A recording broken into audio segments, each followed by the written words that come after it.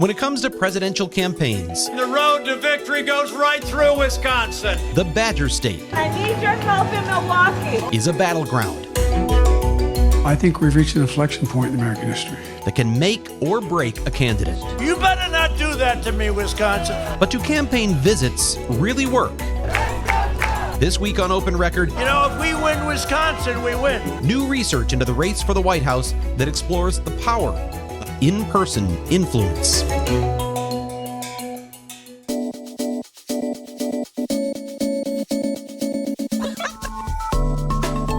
From the Fox 6 studios, this is Open Record. I am Brian Polson. Open Record's executive producer Sarah Smith is on assignment this week. I'm joined instead by Fox 6 political reporter Jason Calvi. Hey, Jason. Good to be back. Thanks, Brian. I know you are a busy man, so thank you for taking the time to join us for this, and we've got a good one today.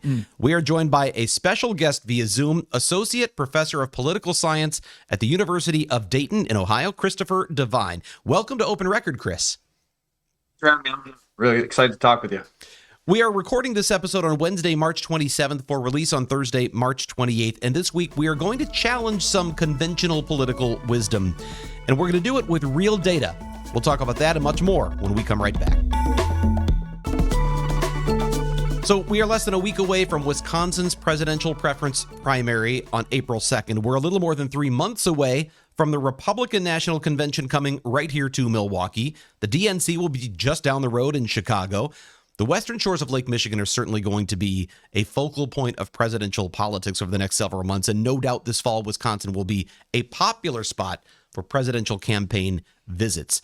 Professor Devine, you have a new book that was just out, I believe, just published in December that looks at campaign visits, and the book is based on data there it is. I'm here to ask for your vote. I love that you have that ready to go. Let's show that thing off. What I love is this isn't just a book about campaign visits, but it's a book where you have compiled a unique data set. You spent a lot of time working hard on collecting data that's never really been collected in this way before. Tell us what got you started looking at this and what it took to put this campaign visits database together. It's exactly what you're speaking about earlier with the conventional wisdom in politics. There are so many things in campaigns you hear about every election. Here we'll focus on presidential elections. We could say things about other elections too. Conventional wisdom, everybody knows this is what matters. For that matter, people know, as I'm sure we'll talk about, that Hillary Clinton lost because she didn't visit Wisconsin, things like that. And, you know, sometimes these things are true and sometimes they're not. Usually they're just more complicated than that. Requires a little nuance to explain. So I wanted to provide a real evidence-based analysis of, in this case, campaign visits. My previous research, I've looked at vice presidential picks, third parties, things like that. So that's what I'm always interested in. In this case, Brian, when I was working on a previous book with my co-author, Kyle Kopko, had to do with vice presidential candidates, you know, I was looking at Wisconsin. Specifically, I wanted to know, you know, in terms of this home state advantage with VP picks, do they really think it helps in the home state? In this case, after 2012, did Mitt Romney really think he was going to pick up Wisconsin because he chose Paul Ryan as his running mate? And one indicator I thought was, well, after he picked Ryan, did he start sending Ryan to Wisconsin and then Romney would go elsewhere, not visit Wisconsin himself? That's exactly what I found. But one thing I discovered along the way is there's really not a good data set out there, some reliable kind of central resource you look at to figure out where the campaigns go. You'll often see media organizations keep track of the candidates during a campaign. They went to these states, they went to these cities, how many times, but not over the course of several campaigns where you could do some more general analysis. You could look for, well, how have the patterns changed? Have they visited Wisconsin fewer times over the years? Is it true that they send the running mate to the home state and all that kind of thing? So what I decided to do was develop my own data set, built it from scratch, and just looked at media coverage from 2008 to 2020 and found every time that the candidates made a visit, how I defined it, which is a more difficult thing than you might think, or I think you know from having read about some of this. We can talk about that. But, you know, tracked out how often they went to all these states, what type of strategy they seem to be using in terms of going to more friendly territory or trying to persuade people in the middle, going to swing counties and such. So there's a lot you can do with this, but you got to start with actually collecting the data. And that's what I've done here. And I should mention for anybody who's interested in the actual data, it's available on my website, christopherjdevine.com. Go to the data tab and you can just download it for yourself. So we're going to get into the vice presidential effect of Speaker Paul Ryan or Representative Paul Ryan, and we'll look at that in a little bit. But let's hone in on just general gist of Wisconsin. What your data shows is that Wisconsin is one of the top visited states in the country for presidential candidates. What did you find, and how did we rank out for the whole country? That's right, Jason. So, this fluctuates from year to year. So I live in Ohio, and I can tell you in 2012, I believe it was about 30% of campaign visits, about 1/3 of campaign visits between Romney, Ryan, Obama, Biden happened in Ohio. As you may know, the last time around, 2020, I think we'll see the same in 2024. That was not the case. Really dropped down that list. So there's some fluctuation from year to year. Wisconsin stayed pretty steady in attracting a number of campaign visits. Now, as I mentioned, we know famously Hillary Clinton did not make any of those visits, at least during the general election campaign. I tracked data from September 1st on. She made some earlier in that year. Tim Kaine did come, though, and the Republicans came in that year. I can tell you over the last 4 elections, it's been 73 visits to Wisconsin. That's a good bit compared to other states. It's not the top of the list, but it's getting close to that. And in the last election, it was 17 visits, 12 by the Republican ticket, 5 by the Democratic ticket. And for anybody who's wondering, you think, well, sure, I mean, Trump and Pence made way more campaign visits than Biden and Harris. That's actually not true. Biden, in particular, made a lot more campaign visits than people think. In fact, he ranked ahead of Pence and Harris. How that distributes by state can vary, but Wisconsin we definitely see being higher on the list from election to election over the last 4. And just really quick, those numbers that you mentioned there, those were just from September through the election day, right? So, I mean, that doesn't even call in the summer visits and things like that. It was almost like I was covering politics here in 2020, and it was almost like Vice President Pence was living in Wisconsin because he was here so frequently during that springtime and summertime. But your data suggests that from September on, that Biden actually had more visits than Trump. In more than Pence and Harris, from it just across all the states. So not necessarily Wisconsin, but at least across the United States. Biden, who was known for having stayed in his basement during the 2020 campaign, that was the line, right? Well, he did that during the spring when, a lot of us were in our house under stay-at-home orders or just out of our own caution. But he did come out of that basement in Delaware of his home in June, started making campaign visits, some in July and August. And then especially in including the Democratic Convention, by the way, which I don't count as a visit, conventions. But anyway, he did travel to that. But September, October, November, he made dozens of visits. I forget the exact number. I think it was 60 something, and more so than Pence or Harris, who were in the high 50s, I believe. So, Chris, I have 2 very important questions that I think are really at the heart of your book and of your research. And one is just what Jason alluded to there, that when you want to look at data on campaign visits and how they influence voting behavior, which is really the real question here, do they work? You have to define what a campaign visit is in the first place. So I want to start with a question of how did you define campaign visit for president and vice president? And then we'll talk after that. I really want to know, what did you find? I mean, does this work? Do these campaign visits make a difference?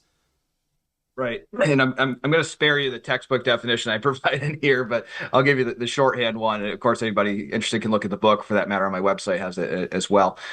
There's a technical definition that matters. But to your question, Brian, what I'm looking at are in-person visits. So we know there were virtual visits in 2020, mainly by Biden and Harris, some on the Trump-Pence side. Virtual visits, I don't count them. You have to show up in person. It could be small or large. We know that Trump had larger events. Biden had smaller ones. If it's in person, could be a scheduled rally. So that's the typical one we think of. Hey, there's going to be this big rally in Milwaukee or La Crosse or wherever it may be. That's typical, right? But sometimes, for example, they stop at a restaurant along the way, or they go visit a business, talk to a local business owner. It could be going even to a campaign office to talk with volunteers and promote what's going on in the campaign. Could be any number of things. So it has to be in person.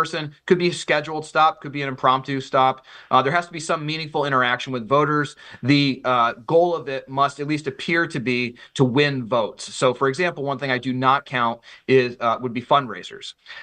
Sure, you can imagine some way that wins someone's vote, but I mean, come on, people attending a fundraiser, these closed events, they tend to be top donors. They might have to pay a significant amount to even get in. That doesn't count. There are other things, like I mentioned, the convention, which, hey, that's chosen well in advance of of the at least official nomination of a presidential, vice presidential candidate. So that's not just a campaign level decision. I don't count those. Debates don't count, et cetera. Has to be a choice of the campaign to really appeal to a local concentration of voters. These are like the whip up speeches. We're trying to get people excited and enthusiastic generally, right? So if that's the case, and we'll talk about what you actually found and how you came up with this determination, but the real question is, do they work? Do they matter? Do they affect the way people vote? So there's a complicated answer that I might be able to unpack. I'll start with the simplest version of it. They matter a lot less than we think. I'll again go to that Hillary Clinton visiting Wisconsin thing, and as I'll get around to, it's not that it was unimportant that she didn't visit Wisconsin. It's not that she was wise not to waste her time there. Believe me, I'm not going to say that to this audience. I don't believe that's the case. But should we blame something like that for her not winning? For that matter, should we credit Donald Trump with winning states because of his campaign rallies? If we could point to some state, Wisconsin or elsewhere, where he went a lot. The evidence does not support that. If it changes by campaign, there are some better and worse campaigners. Some campaigns are better at picking out where to go, all that kind of stuff. But by and large, it's rare that you find direct evidence that the more a campaign visits a county, and that's where I focus, not just on states, but on counties, the more they visit a certain area within a state, that they bring up their vote total. That's generally not the case. There are some exceptions. So I do find, for example, that in 2008, and by the way, I analyze this in two different ways. We really want to get into the weeds. I look at how the county voted, what was the county vote total. So we call aggregate data at the kind of aggregated level. But I also look at survey data, surveys where they do have, and this is rare to find, but there are some where they do have hundreds or even thousands of voters per state in a survey. So I can compare it two different ways. What I find there is in 2008, there's some good evidence that Barack Obama and John McCain probably won votes with their campaign visits, but not any of the subsequent candidates, not in 2012, not in 2016, not in 2020. That's right, not Donald Trump in either year, not Hillary Clinton. I include the VP candidates as well. Now, I will add one twist to this, okay? Not all counties are created equal in this regard. You can imagine a candidate going to a very competitive county, pick your county, local area in Wisconsin where you say, hey, people are really on the fence there. I live in the Dayton, Ohio area. We're in a swing county. It's kind of 50-50, right, in presidential elections. There are other counties in Wisconsin, or pick your state, that are pretty lopsided. They're heavily Republican counties, maybe more rural ones. They're heavily Democratic counties. They might be, around large cities, for example. In those ones, you see less of an effect. So I'll tell you, in the last two presidential elections, when we look at the presidential candidates, Trump both times, Hillary Clinton, Biden, when they visited swing counties, and I define that as 45 to 55% Democratic vote the last time around, basically 45 to 55% plurality for either candidate, or 55% plurality or less.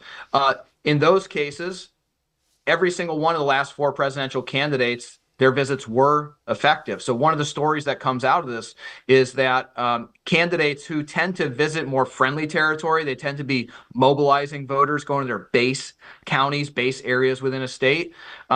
Seems that that's less effective when they instead spend their time appealing to people in the middle. At least, if we designate that by county, doesn't mean everybody there is a swing voter, but you find more of them in a competitive county. When they go there, they tend to be effective. You talk about that in the book, the difference between persuasion versus mobilization. So if you're going to a friendly place, you're just trying to get people excited and get more of the people who already support you to the polls. If you're going to one of these fence counties or locations, you're actually trying to influence or change people who are on the fence, or maybe get them to come over to your side and vote. You're saying that the evidence shows it's more effective to do that latter one. Did your data show that the candidates are more likely, though, to go to friendly territory? Because it seems to me anecdotally, in my experience, that we'll see Democrats come to Milwaukee and speak to a friendly audience. Maybe they'll go to a union hall and they'll whip up people who already support them. Or you'll have Republican candidates who go to one of the WOW counties, they call them here, Waukesha, Ozaukee, and Washington, which are heavily Republican already. Do you find that the candidates tend to want to go to the friendly territory? And I guess what I'm asking that is your data showing they do that, but it doesn't work? Brian, I'll throw in one more. Colleges and universities. A lot of times when we see these events, particularly for Democrats, they tend to be at major colleges and universities, or even smaller ones. You can, pick yours. Plenty of great ones around Wisconsin, right? Democrats do tend to do that, but only since 2016. So 2012, for example, it was about even between the Romney-Ryan ticket and the Obama-Biden ticket, that they were both going to colleges, universities, somewhat often, about equally. And 2016, that changed. The Clinton-Kaine campaign really ramped up their college visits. It was about 35% of their visits, I think, which is really high.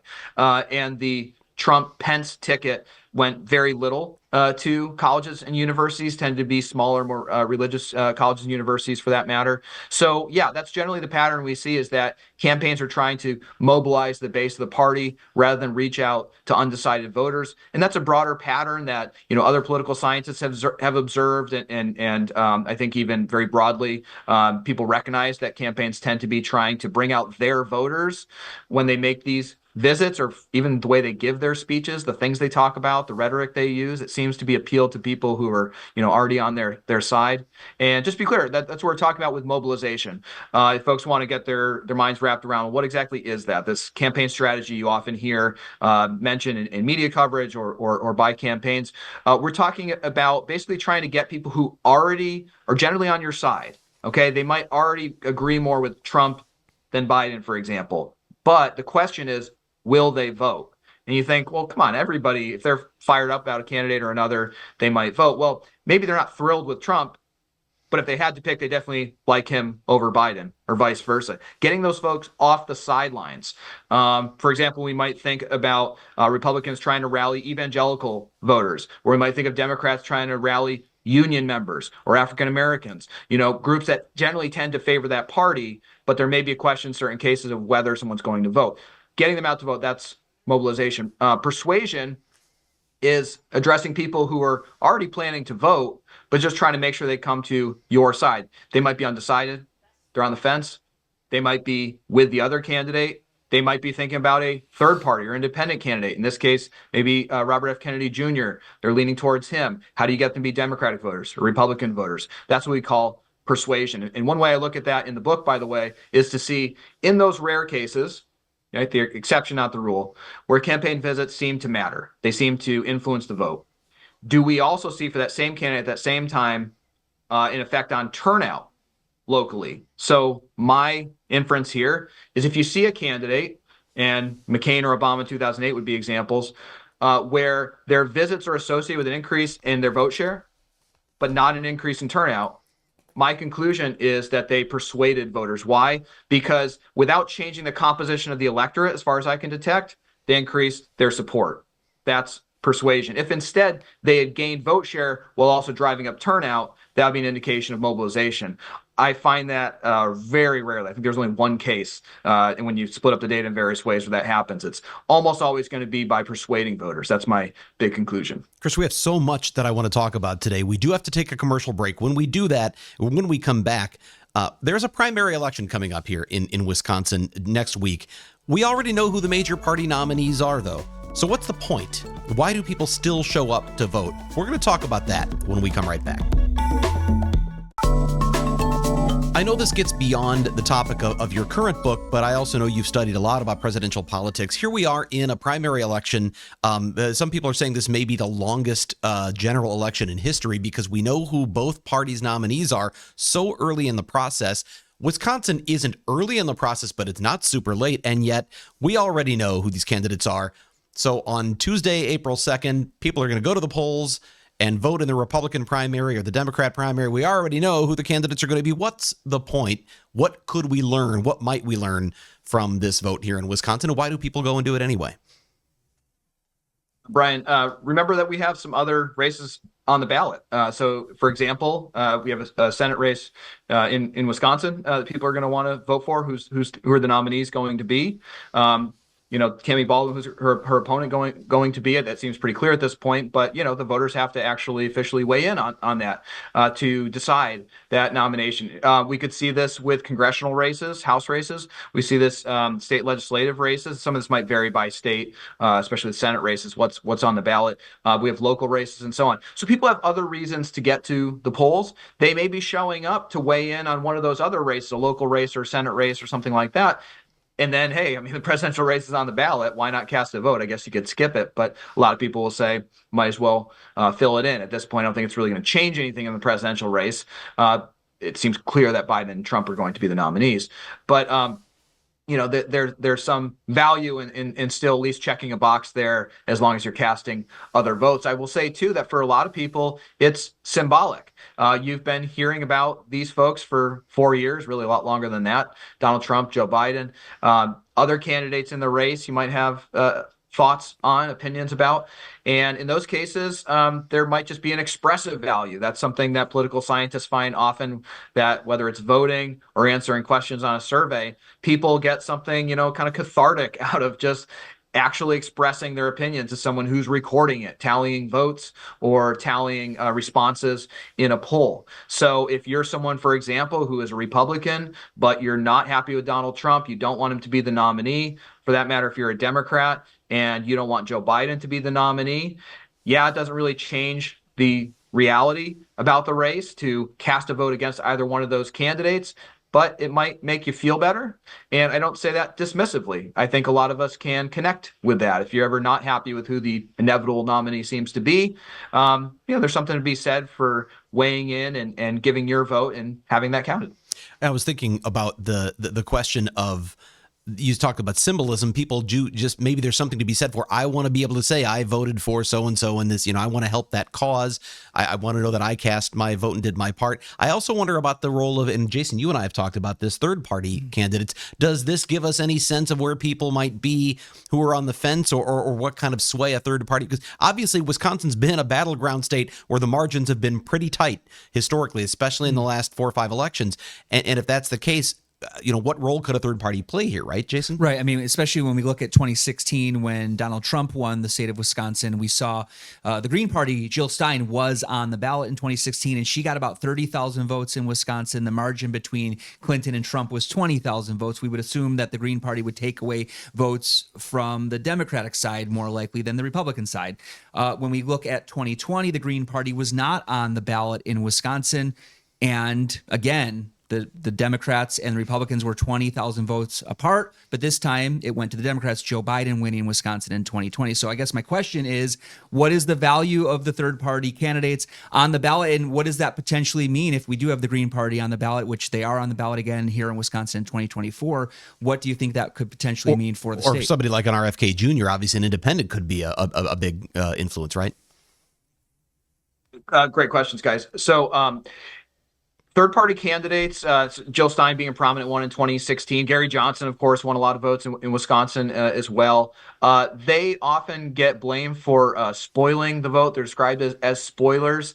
As someone who studied third-party effects, including in 2016, actually have an article where we analyzed just that. What if Jill Stein and Gary Johnson had not been on the ballot? Likely what would have happened? And it's certainly true that generally a Jill Stein voter would be more likely to vote for a Democratic candidate. For that matter, on the Libertarian side, that's a little tricky. They more or less have views on economic issues that align with Republicans. On social issues, as we call them, they align more with Democrats.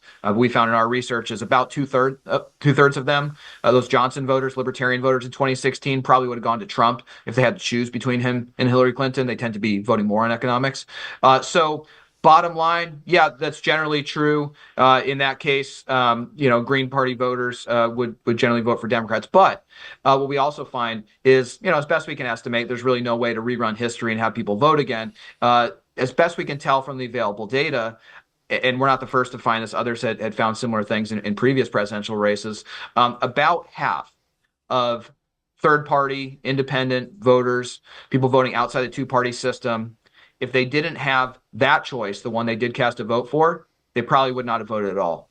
So it's really hard to reallocate wholesale the Jill Stein vote, the Gary Johnson vote, after we see the results, the RFK Jr. vote or Cornel West and so on, it's hard to just reallocate all of them to one candidate or another. People have very complex opinions about politics. From the outside, it might look very simple, where there might be some general truth to that. There are a lot of people who break the mold. And so it's hard to tell exactly how many would have gone elsewhere. But a lot of folks would just stay home. And it goes back to what we were just discussing, the expressive value or the symbolism of a vote. People who are voting for a minor party, voting for Jill Stein or libertarian candidate or something else, probably RFK Jr., who's at about 10% of the polls now. What we've seen in the past is that's probably going to come down. At least half of that would be the typical result that we'd expect. What they're doing in part is just to say officially, again, to weigh in, to have their say and have it recorded. I'm not happy with any of the options that I have. The political system ought to do better. I don't have to vote for any of you. And this is what I actually think. Some people really do find value in that. I'm sure some of our listeners could connect with that feeling when you really are disappointed with the candidates rather than, cave in and vote for one of them. Some people feel like it's better to just opt out. Jason, we were sitting in an election pre-meeting last week in a conference room, and right above Jason's shoulder was a framed jersey of Aaron Rodgers. And here we were talking about third-party candidates. I don't know that anyone thinks that Aaron Rodgers is a serious contender for vice president, but I know you've studied a lot about the impact of vice presidential selections. And I imagine in a state like Wisconsin, where the margins are so razor thin, if in fact someone like that ended up on the ballot or ended up on the ticket of an RFK Jr., there might be enough people who, just because they loved MVP Aaron Rodgers as a Green Bay Packer, who would say, you know what, maybe I was going to vote for Donald Trump, but I'm a little turned off by his personality, or maybe I was going to vote for Joe Biden and I'm turned off by some of the things he said, or I'm not happy with inflation, whatever it might be. And they say, you know what, I love Aaron Rodgers, I'm going to go vote for, I'd love to be able to vote for Aaron Rodgers. Could that actually have a real impact? I mean, it may not sound like a serious selection, and yet in a state like Wisconsin, could it ever make a real difference? Yeah. But it's really hard because in this case, we don't have a data point, at least I'm not thinking of one, where we could talk about someone who is truly a celebrity with a local connection who could have that kind of effect. Maybe Jack Kemp. He was Bob Dole's running mate, a former NFL player, from the Buffalo area, played football in New York and so on. Maybe someone like that. I don't know of any effect. I've looked at home state effects before, and he doesn't come to mind as someone who really made that difference. So, an extraordinary situation, it's possible, but often those cases don't, actually come to fruition. And in the case of Aaron Rodgers, for instance, I was skeptical from the start about that. It's the kind of thing that makes sense to put out. We've seen this before with VP selections. I'm thinking even back to Lyndon Johnson in 1964, where often the candidate will leak, or their campaign will leak to the press, hey, we're thinking about this person. And you know what that does? It stokes interest. It gets free publicity for the campaign. In this case, Robert Kennedy Jr., in his campaign putting out there, hey, we're thinking of Aaron Rodgers, that got some headlines. Tulsi Gabbard, former Democratic Congresswoman from Hawaii. Mike Rowe, the TV star, right? And so on. They were listing some of these people, and they got a lot of media coverage about it. And I don't know for sure, but I would imagine that probably brought in some campaign dollars, which they're really starved for right now, although the VP pick's going to help them with that. She's wealthy, can contribute unlimited amounts as a vice presidential candidate. So I wonder what the reason was for that. To get more directly to your question, though, and clearly what I'm saying here is I don't think, Aaron Rodgers is ever in consideration, but it was a good publicity move. When it comes to VP selections, one reason why we don't see a celebrity like that break through, Jack Kemp being an odd case because he really did have solid political experience by 1996, it really does matter to voters that the presidential candidate choose someone who's well qualified.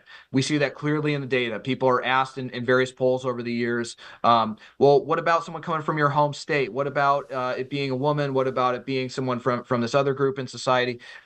Is that something you're looking for in a presidential candidate? Yeah, some people say yes. But the only one that people clearly respond to consistently over the years and say, that's what I want, is someone who's well qualified to be VP or even president if necessary. And what we find in our research, kind of our main conclusion here, is that very few people, very rarely do they vote for a vice president, truly to elect a vice president, to choose their less preferred presidential candidate in order to put someone in the second slot in the White House. There's just not much evidence of that. What we find more clearly is that the choice of a running mate really reflects on the presidential candidate. It tells you something about who that person is. And so when a presidential candidate chooses someone, as we saw yesterday with RFK Jr., with his vice president's choice of Nicole Shanahan, when a choice like that is made, of course, we don't have the data yet on this, but I can speak to, for example, 2008 when John McCain picked Sarah Palin. Because that person was perceived as less experienced, less qualified, it drove down opinions of, in that case, McCain's judgment. People said, you could have picked anyone out there, and you picked someone who wasn't clearly ready to be vice president. Maybe they have the potential, maybe they'll get there sometime down the line. But right now, if something were unfortunately to happen to you as president, could this person take over? For that matter, if you're fine, this is a top advisor to you. This person does play an important role in the administration. Are they well equipped to advise you on foreign policy? Are they well equipped to be a liaison to Congress in trying to pass major legislation? That person's not well qualified for office. People think less of the presidential candidate, and they are less likely to vote for that person. Conversely, if we think of, for example, McCain's opponent, Barack Obama, in 2008, picking Joe Biden, who clearly helped to balance out Obama's relative inexperience, especially when it came to foreign policy. People generally saw Biden as a good choice. They thought better of Obama's judgment for it, and they were more likely to vote for Obama because of it. This is not just anecdotal. We actually provide evidence of this in our book, Do Running Mates Matter? And, that's a lesson going forward. I think all presidential candidates should hold in mind. It could be an attractive gimmick sometimes to choose someone who has a particular appeal to some segment of the electorate, but they have to first clear that bar of being a credible vice president or even president. If they don't, then I would say it's a bad pick. And then when it comes down to that home state advantage, a lot of times the conventional wisdom, when you talk about this, the pundits will talk about, okay, well, he represents Virginia, so it's a battleground state, or he represents Wisconsin, so that'll help this particular pick win that battleground state. At the end of the day, does that conventional wisdom, is it justified in the research that you've put together? I don't think it is, Jason. And I think there was a time, there probably, if we go far back enough in history, there were times when people identified more with their home state than they did with the United States. If we go pre-Civil War, for example, that tended to be the case.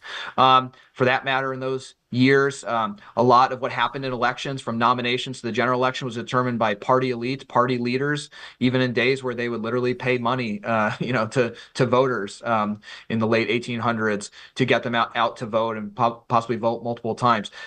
That was an earlier era where energizing a state or local set of party elites could make a difference. Maybe that was more effective back then. Now that it's up to voters, and they're very familiar with all the presidential, vice presidential candidates. They learn about them extensively through the campaign.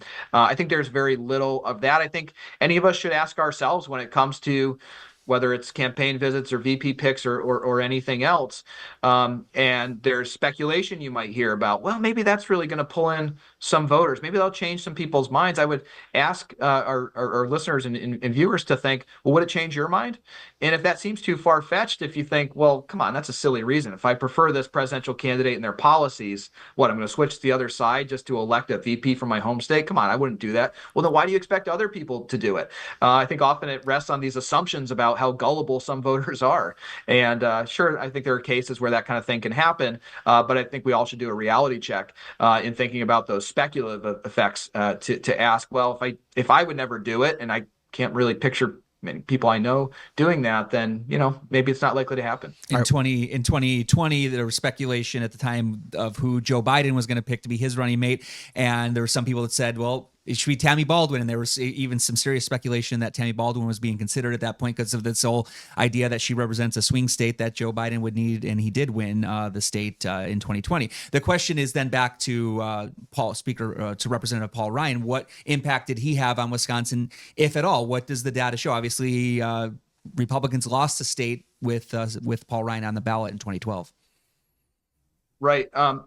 Yeah, it's hard to say whether Biden or whether Ryan was responsible for that, and there's some kind of technical methodological things why that's especially complicated. It kind of goes back to one thing I was saying before, that the best way to evaluate things like this is, I think, through survey evidence. But there are very few surveys where you can get, for example, a large number of people from Wisconsin in there to analyze and statistically control for all these other factors and so on. It can get to be a mess.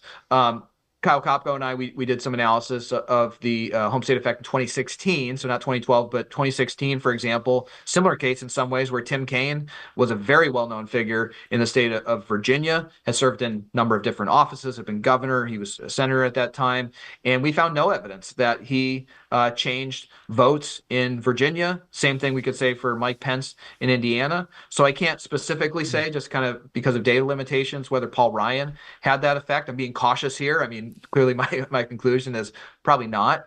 It's not to say he didn't change one vote, but as far as some pattern we could really observe in the data with confidence to be able to say that he made a difference, I just don't see that. He might have gotten some people engaged in politics locally who were going to vote for it, but perhaps they had some connection and thought, well, I'll go volunteer for the campaign. It's hard to rule out some of those downstream effects. But as far as any clear evidence that he really changed votes en masse, yeah, we just don't really see that. Chris, before we wrap things up with you, I want to take a break, and there's one more thing I want to talk about, because we do have a party convention coming here to Milwaukee. The Republican National Convention will be in Milwaukee this summer. But does that make a difference? Does that have an influence? Is there a convention bounce? We're going to talk about that right after the break. So the RNC coming to Milwaukee in July of 2024. The election is going to be in November. Presumably Donald Trump will be the nominee that is officially certified during that convention. Does the convention being in Wisconsin, in Milwaukee, is that going to make a difference? What does the research show on that? Right. And here I'm going to have to rely on research from some others. It's not something I've directly done, but I've certainly talked about it in my research. And there's somewhat mixed evidence on this, whether conventions really change votes either. I might sound like a broken record at this point, but the data just aren't there very much. There's some indications of it, but it's pretty limited. So I would say generally we shouldn't expect much of an effect. One thing it could affect, though, and this is just at the broader national level, I think sometimes these conventions help to send a message about who the campaigns are thinking about, how they're crafting the campaign, what the candidates stand for. And so Republicans coming to Wisconsin, coming to the Midwest, could say something about where they're focusing, about which voters they have in mind, who they're trying to win over. Last time around, they were scheduled to be in Charlotte, North Carolina. Of course, that was a complicated situation because of COVID. But that could send a message too. For that matter, Democrats might, get some different responses from holding their convention in Chicago, in what's also the Midwest, but people associate with kind of a big city focus that for some voters, at least in rural areas, might be exactly what they don't like about Democrats. So these things can send messages. I wouldn't expect them to shift many votes. And, part of the broader explanation for that, by the way, I guess this probably wraps up a lot of things that we've been discussing today. The general finding from political scientists on what determines campaigns is that it's mostly about these broad factors, things that are outside of the candidate or campaign's immediate control. So put aside the debates, put aside the VP pick, the campaign stops, the conventions, all that kind of stuff. Not to say they don't matter, but by and large, what shapes the outcome of an election, or what we call these fundamental factors, how's the economy doing? Or more accurately, how do people think the economy's doing? What's their perception of it? How do they think the president's doing, especially if running for re-election, but even if they're term limited, they're passing that on to someone else in their party, maybe their VP, maybe some other successor. Are they happy with how things are going? That's generally what determines the outcome of a race. From that point on, we're really, playing on the margins here. So those other things can be effective, especially if one candidate or one campaign is doing something that the other is just not. This was the perception in 2020. As I indicated earlier, it's not the reality. There was the perception that Donald Trump was campaigning, Joe Biden was not. He was locked in his basement. That wasn't true. But if that had been true, That's where we might have seen more in effect for campaign visits. So to your question here, of course, they're not holding their conventions in the same city. But if, for example, the Republicans holding their convention in Wisconsin was part of a larger effort throughout the campaign to really focus on Midwestern voters, Wisconsin voters in particular, while Democrats were just ignoring it. They were just avoiding the area, kind of like Clinton not visiting in 2016. That's the kind of circumstance where you could imagine something like a convention as part of a, larger package of campaign efforts where it might matter is if one campaign was really paying attention to these voters while the other was ignoring them. For that matter, we can think of campaign ads. If one campaign is running ads heavily in a certain area and the other is just off the air, that's where we tend to see more campaign effects. The reality is usually the campaigns have a pretty good sense of where the competitive areas are. They're matching each other. Again, not really the case in 2016 with Hillary Clinton. That is an exception. But usually they're in the same places doing about the same things, roughly equally, and so a lot of these effects tend to cancel out. Chris, I wish we could talk to you all day because I have so many questions. This is just great information. Your research is fantastic. One of the things that stood out to me in your book, there was a quote from John Quincy Adams in 1824, because we all think that campaigns have always been sort of the tradition in American history. Presidential candidates didn't used to campaign. In fact, it used to be sort of something that was seen as unseemly. And the quote was that the presidency is not an office to be solicited or declined. Rather, it must be bestowed upon a man so disinterested in political power as to be worthy of the public's trust. So the idea back then was you weren't even supposed to want to be president, and that's what made you worthy. Obviously, that's the opposite today. And it brings me back to the question of campaigning. Your conclusion is essentially that usually these visits don't influence votes, yet they're still essential. And I'll give you the last word on that. If they don't really influence votes, why do they matter?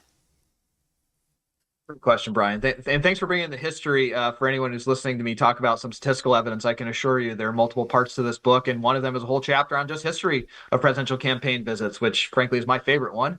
And it goes through a lot of what you're describing there, even this shift we had where in the first 100 or so years of American politics, presidential candidates would stand for the presidency is what it was called. Like John Quincy Adams, they would at least say they were. This wasn't the reality for some. They were doing plenty behind the scenes, but they were saying that all they were doing was allowing their friends to put them forward. They were allowing themselves to be considered. That was called standing for the presidency. We saw this shift in the 20th century. Harry Truman's really the flashpoint here in 1948, where his whistle-stop tour seemed to make all the difference.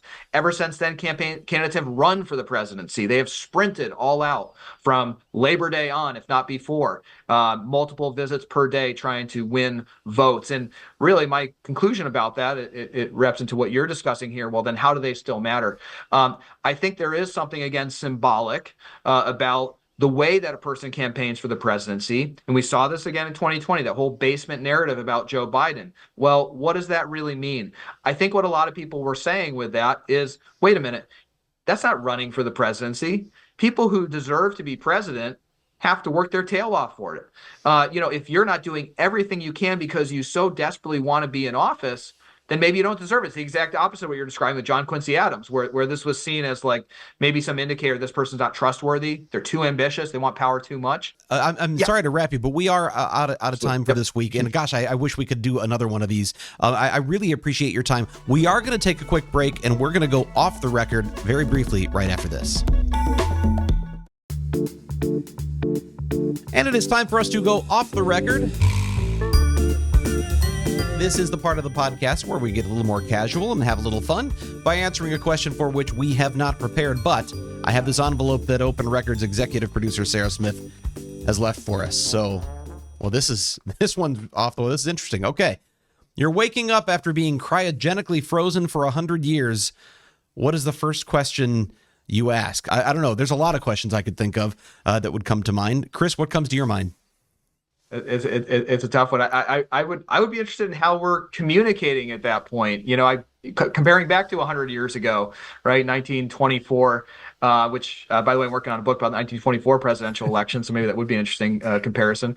But, there we're just getting radio, So my question, if I'm sitting here at this moment 100 years later, would be, what is this thing that I'm talking to you on, and how are we doing this when you're not in the room? How am I seeing you, right? So compare that to 100 years from now. We probably can't even wrap our minds around what communication will be like. I don't know. What do you guys think? It's incredible that he's writing a book on a presidency of 100 years ago, and we're talking about 100 years. Yeah. My first question would be, where are my kids? What are my, what's my wife and my kids doing? That'd be number one. Did they hang around? I wish we could talk longer about this. So we only got about 30 seconds. My first thought is, do cars fly yet? I want to know about cars. Maybe that's it. Do cars fly yet? Please, yes. Cars. That's what I want to know. Is it like the Jetsons? Do we have those Back to the Future, the skateboard things? What are those? The hoverboards. Yeah. They finally made real hoverboards that finally fly. And have they figured out how to make batteries last long enough to get us more than a few hundred miles in an electric car? Maybe that's what I wonder also.